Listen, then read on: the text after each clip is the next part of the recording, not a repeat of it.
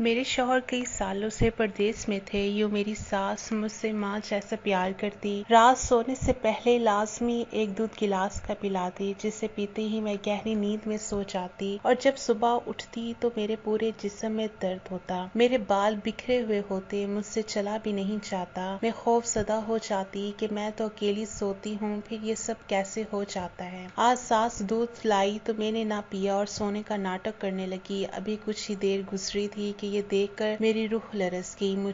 میرا نام علیشہ ہے اور میری عمر 23 سال ہے۔ آج سے 3 سال پہلے جب میں 21 سال کی تھی تو میری شادی ہو گئی اور میں شادی کر کے ایک دوسرے شہر چلی آئی۔ میرے شوہر کی نوکری ملک سے باہر تھی اور ان دنوں وہ چھٹیوں پر آئے ہوئے تھے۔ میری ساس نے ان کی غیر موجودگی میں ہی ان کے لیے رشتے دیکھنا شروع کر دیے تھے۔ آخر کسی کے ذریعے سے وہ ہمارے گھر بھی آ پہنچی اور میری قسمت ہی تھی کہ میں انہیں پسند بھی آ گئی۔ ہم لوگ ان کے مقابلے میں کافی کم حیثیت کے مالک۔ میرا نمبر چوتھا تھا۔ مجھ سے بڑی 3 بہنوں کی شادی ہو چکی تھی۔ ان دنوں میرے ماں باپ میرے لیے رشتے کی تلاش میں ہی تھے۔ اب جب کہ میری ساس نے مجھے پسند کر لیا اور میرے گھر والوں کو بھی یہ رشتہ پسند آ گیا تو میرا رشتہ یہاں پکا کر دیا گیا۔ میری ساس نے مجھے انگوٹھی پہنا دی اور مٹھائی کھلا کر رسم ادا کر دی۔ کیونکہ ان کا بیٹا باہر تھا تو اس کی جانب سے رسم انہوں نے ہی ادا کر لی۔ اب میری شادی میرے ہونے والے شوہر کے آنے پر طے ہوئی۔ کچھ مہینوں کے بعد جب میرے شوہر آئے تو میری ساس دھوم دھام سے مجھے بیاہ کر لے گئی۔ میرا سسرال دوسرے شہر میں تھا، گو کہ زیادہ دور نہیں تھا، مگر 4 گھنٹے لگتے تھے آنے جانے میں۔ میری شادی ہوئی، میں سسرال پہنچی تو دیکھا کہ کافی اچھا خوبصورت گھر تھا اور ضرورت کی ہر چیز وہاں موجود تھی۔ میرے شوہر بھی مجھ سے محبت سے پیش آئے۔ میں اس شادی سے کافی خوش تھی۔ شوہر بھی مجھے اچھے لگے تھے۔ شادی کے بعد 1 مہینہ کیسے گزر گیا پتہ ہی نہ چلا اور میرے شوہر کے واپس جانے کا وقت ہو گیا۔ میں ان کے جانے سے بہت اداس تھی۔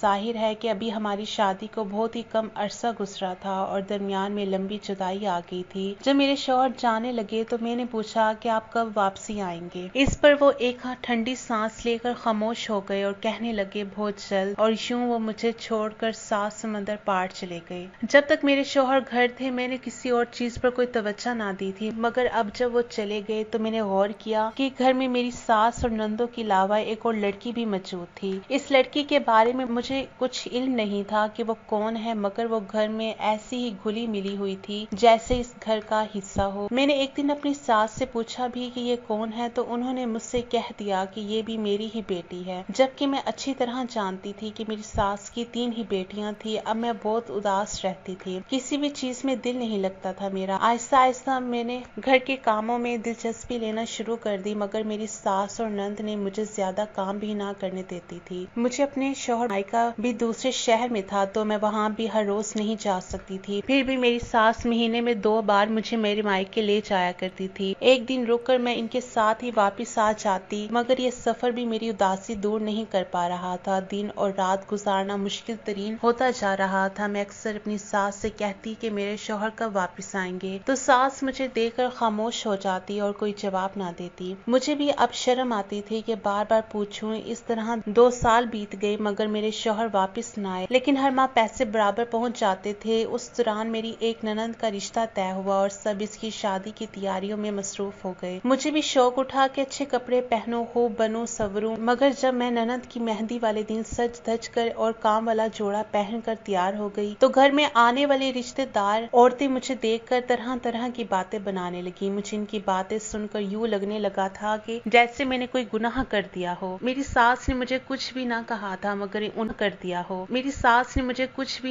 تھا مگر ان عورتوں کو بھی منع نہ کیا تھا۔ میں پوری تقریب میں چور سی بنی رہی، جبکہ میری کنواری 2 نندیں اور دوسری لڑکی جس کا نام صبا تھا وہ خوب تیار ہوئی تھی، پر ان کو کسی نے بھی کچھ نہ کہا۔ رات جب میں اپنے کمرے میں سونے کے لیے گئی تو غصے سے ایک ایک زیور کو اتار کر پھینک دیا اور پھر خوب روئی۔ میرے بھی کچھ ارمان تھے، میں جوان اور خوبصورت تھی، شادی شدہ تھی، پھر میرے پہنے اوڑھنے پر اس قدر باتیں کیوں بن رہی تھی؟ یہی سب سوچتے سوچتے میں نہ جانے کب سو گئی۔ صبح میری نند نے دروازہ کھٹکھٹایا تو میری آنکھ کھل گئی۔ گھر مہمانوں سے بھرا ہوا تھا۔ بارات کا دن تھا، وہ بھی دوپہر کی، اور میں دن چڑھے تک دروازہ بند کر کے سو رہی تھی۔ مجھے نند پر بھی غصہ آیا کہ مجھے پہلے کیوں نہ اٹھا دیا۔ بہرحال میں نے بھی جلدی تیاری کی۔ آج میں نے میک اپ بہت معمولی سا کیا تھا اور زیور بھی نہ پہنے تھے، جبکہ بارات کی مناسبت سے تمام عورتیں اور لڑکیاں خوب تیار ہوئی تھی۔ شادی ختم ہو گئی مگر مجھے بہت بڑا تجربہ دے گئی۔ میں بری طرح احساس کمتری کا شکی تھی۔ میں نے اپنی ساس سے پھر ایک بار پوچھنا شروع کر دیا کہ میرے شوہر کب آئیں گے۔ اب میری ساس میرا بہت خیال رکھنے لگی تھی۔ وہ مجھے گھر کے کام بھی نہ کرنے دیتی اور ایک ماں کی طرح میرا خیال رکھتی اور مجھ سے محبت سے پیش آتی، مگر مجھے صبح سے عجیب سی الجھن ہوتی تھی۔ وہ اکثر میرے کمرے میں چلی جاتی، جب میں کمرے میں نہیں ہوتی تو موقع ملتے ہی وہ وہاں چلی جاتی، جب میں اچانک کمرے میں جاتی تو وہ ہڑبڑا جاتی اور یہی کہتی تھی کہ میں کمرے کی صفائی کر رہی تھی، مگر مجھے نہیں لگتا تھا کہ وہ صفائی کرنے کے لیے آتی ہے۔ اس کے بارے میں اتنے سال گزرنے کے بعد بھی مجھے کچھ زیادہ معلوم نہ ہو سکا تھا۔ وہ اس گھر میں میری نند کی طرح ہی پورے حق سے رہتی تھی۔ میری ساس کچھ دن سے روز دودھ کا گلاس میرے کمرے میں لاتی ہے۔ اب وہ ہر روز رات ہوتے ہی بڑی محبت سے میرے لیے دودھ کا گلاس لاتی تھی اور مجھے پلا کر جاتی تھی۔ اس کو پینے سے مجھے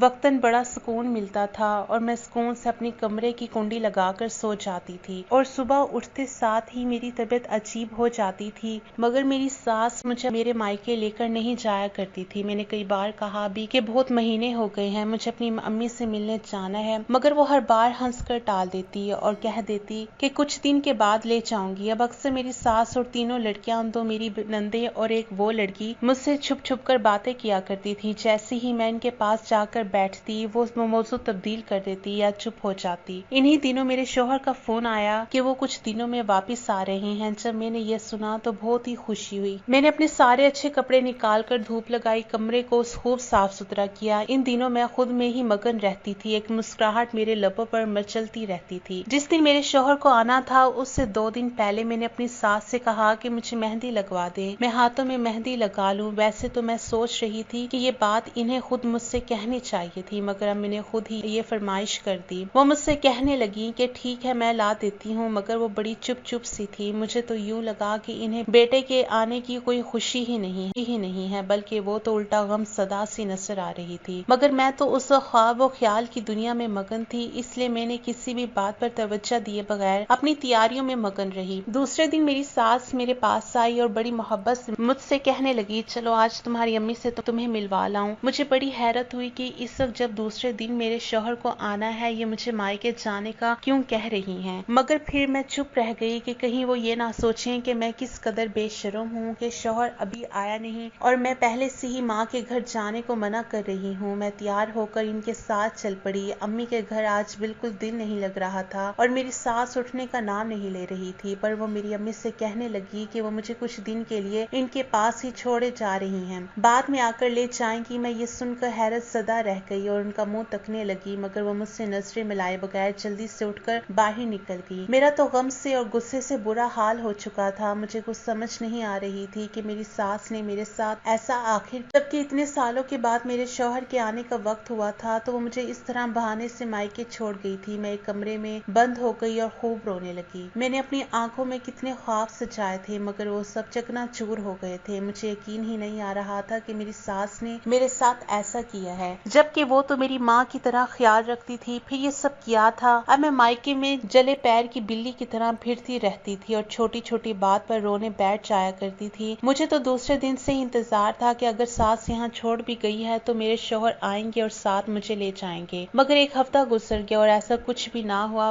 ہر آہٹ پر میں یہی سوچتی کہ میرے شوہر ہوں گے، مگر کسی اور کو دیکھ کر میرے ارمانوں پر اوس پڑ جاتی۔ اس طرح 10 دن بیت گئے اور مجھے کوئی بھی لینے کے لیے نہ آیا۔ ایک دن میں نے اپنی امی سے کہا کہ مجھے اپنے گھر واپس جانا ہے، آپ ابو سے کہہ کر مجھے بس میں بٹھا دیں، میں خود واپس چلی جاؤں گی۔ میری امی بھی دیکھ رہی تھی کہ میں کتنی بے چین ہوں، خاص طور پر مجھے اس خاص دودھ کی اتنی عادت ہو کے بغیر نیند ہی نہیں آتی تھی۔ دوسرے دن صبح میرے ابو نے مجھے بس میں بٹھا دیا اور میں کچھ گھنٹوں میں اپنے گھر کے سامنے کھڑی تھی۔ بس کے سفر کے دوران بھی پورے راستے میں یہی سوچتی آئی تھی کہ میں شوہر سے ناراض ہو جاؤں گی، ان سے بات نہیں کروں گی، تو کبھی سوچتی کہ نہیں انہیں ضرور کوئی کام پڑ گیا ہوگا یا کوئی مجبوری ہو گئی ہوگی، اسی وجہ سے وہ مجھے لینے نہیں آ سکے۔ بس انہی سوچوں میں گرفتار میں نے دھڑکتے دل کے ساتھ دروازے پر دستک دی۔ کچھ دیر کے بعد میری نند نے دروازہ کھولا، پر مجھے دیکھتے ہی اس کا رنگ فک ہو گیا۔ وہ گھبرا کر اندر مڑی اور اماں کو آواز دینے لگی۔ میری ساس نے بھی جب مجھے دیکھا تو کچھ لمحوں کے لیے ان کا رنگ بھی سفید پڑ گیا، مگر انہوں نے خود پر قابو پا لیا اور مجھ سے کہنے لگی کہ ارے میری بچی، میں تو تجھے دوسرے دن ہی لینے کے لیے آتی، مگر میری تو طبیعت ہی اتنی خراب ہو گئی تھی کہ میں جا ہی نہیں سکی۔ یہ تو نے بہت اچھا کیا کہ کہ تم خود ہی چلی آئی، تمہارے تو اس گھر کی رونق ہے۔ میں بے دلی سے ان کی باتیں سن رہی تھی، مگر میری نظریں بے چینی سے اپنے شوہر کو تلاش کر رہی تھی۔ میری ساس اچھی طرح سے میری بے چینی سمجھ رہی تھی، پر جان کر بھی انجان بن رہی تھی۔ اتنے میں مجھے اپنے کمرے سے صبا نکلتی نظر آئی۔ میں نے جو اس کو اپنے کمرے سے نکلتے دیکھا تو مجھے شدید غصہ آیا اور لمحوں میں ہی میرے دل میں ہزار اندیشوں نے سر اٹھا لیا۔ میں تیزی سے اٹھی اور اپنے کمرے کی جانب گئی، مگر میرا کمرہ تو خالی پڑا تھا۔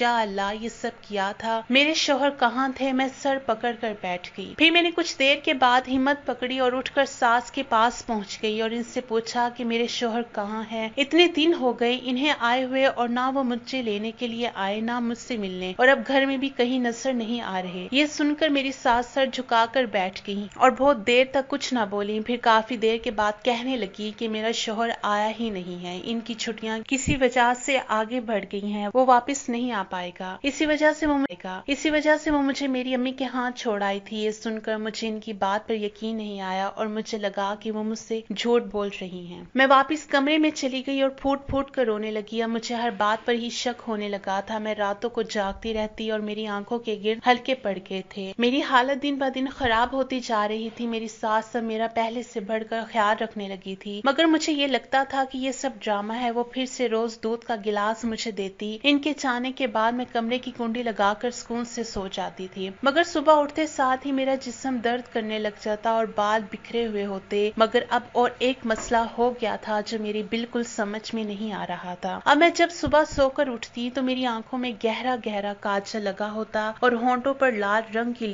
لپسٹک۔ میں حیران ہوتی کہ یہ سب آخر ہو کیا رہا ہے، جبکہ میں رات اپنے کمرے کی کنڈی لگا کر سوتی ہوں۔ پھر کون میرے کمرے میں آتا ہے اور میرے ساتھ یہ سب ہوتا ہے؟ تو مجھے پتا کیوں نہیں چلتا؟ میری آنکھ کیوں نہیں کھلتی؟ اس چیز سے میں نہایت پریشان ہو چکی تھی، کیونکہ جب سے نند کی شادی والی بات ہو رہی تھی میں نے بننا سنورنا بالکل چھوڑ دیا تھا اور سادگی اختیار کر لی تھی۔ میں نہیں چاہتی تھی کہ کوئی میرے کردار پر انگلی اٹھائے، اسی وجہ سے میں اب لپسٹک کاجل وغیرہ بالکل نہیں لگاتی تھی۔ اب بھی میں اٹھنے کے بعد جلدی سے کسی کپڑے سے رگڑ کر یہ سب صاف کرتی اور پھر باہر آ جاتی۔ میں نہیں چاہتی تھی کہ میری ساس یا نند کے دل میں میرے لیے کوئی بات پیدا ہو، جبکہ میں جوان تھی اور تمام شوق رکھتی تھی، مگر دنیا والوں کے ڈر سے اور کچھ شوہر کی غیر موجودگی کی وجہ سے بھی میرا تو دل ہی مر گیا تھا۔ ان سب چیزوں کی چاہت دل کے اندر کہیں گہرائی میں دب چکی تھی، مگر میرے اندر مستقل ایک ہلچل مچ چکی تھی کہ آخر میرے ساتھ ہو کیا رہا ہے اور کون ہے جو مجھے بدنام کرنا چاہتا ہے۔ کچھ دن تک یہ سب اسی طرح سے چلتا رہا اور پھر میں دن بھر ایک ایک کے رویے کو چیک کرتی تھی کہ گھر میں سے کون ہے جو ایسا کر رہا ہے، مگر مجھے کچھ ہاتھ نہ لگ رہا تھا۔ پھر میں نے یہ فیصلہ کر لیا کہ خود ہی اس بات کا راز جاننا پڑے گا۔ ایک رات جب میری ساس میں آ کر مجھے دودھ کا گلاس دیا تو میں نے اپنی ساس کو کہا کہ آپ چلی جائیں، میں دودھ پی لوں گی۔ میری ساس کے جاتے ہی میں نے دروازے کی کنڈی لگائی اور فوراً لیٹ گئی، کیونکہ دودھ پینے کے بعد مجھے نیند آ جاتی تھی، جبکہ آج میں جا کر دیکھنا چاہتی تھی کہ میرے کمرے میں رات کو آخر کون آتا ہے۔ مجھے لیٹے ہوئے کافی وقت ہو چکا تھا، رات کے 2 بجے ہوں گے۔ یہ دیکھ کر میری روح لرز کی کہ میرے کمرے کی کھڑکی آہستہ سے کھل رہی تھی۔ میں نے اپنی آنکھیں بند کر لی اور تھوڑی سی آنکھ کھول کے دیکھنے لگی۔ کھڑکی سے کوئی اندر کمرے میں داخل ہو رہا تھا، اور پھر جب وہ پورا اندر آ گیا تو اسے پہچان کر میں دنگ رہ گئی۔ اس دن صبح نہ میری آنکھوں میں کاجل تھا، نہ ہونٹوں پر لپسٹک، مگر میری آنکھوں اور ہونٹوں پر ہزار سوال تھے جن کا جواب مجھے ہر صورت چاہیے تھا۔ میں نے صبح اٹھ کر کمرے کا دروازہ کھولا اور حسب معمول منہ ہاتھ دھو کر ناشتہ کیا۔ اس سے فارغ ہو کر میں نے اپنی ساس سے کہا کہ مجھے آپ سے کچھ ضروری بات کرنی ہے۔ وہ یہ سن کر پریشان سی ہو گئی تھی اور کہنے لگی کہ کیا بات ہے، بولو۔ میں نے ان سے کہا پہلے تو یہ